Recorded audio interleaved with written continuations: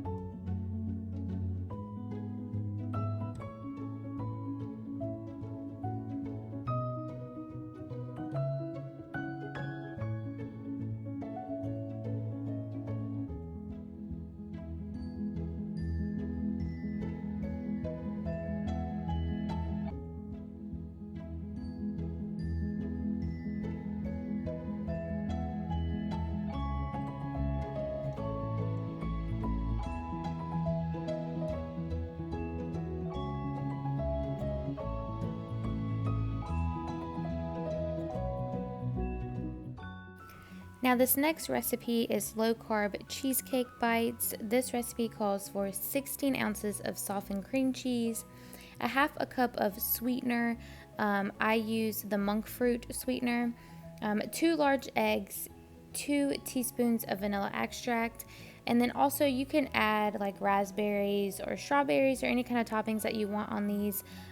If you want to do that, it's just 3 ounces of the fruit that you want and 1/2 tablespoon of the sweetener blended together.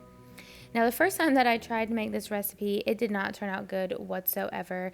But after that, I've learned how to kind of perfect it. So if you try these recipes and they don't turn out perfect or the way that you want them to the first time, just keep doing it and perfecting it, and it'll be so much better the next time.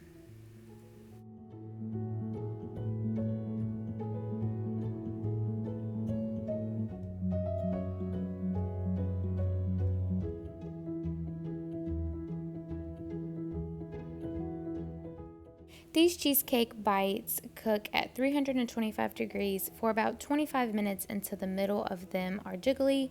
The first time that I did this, I really overcooked them, so I had to watch them. That's also our bread that just finished.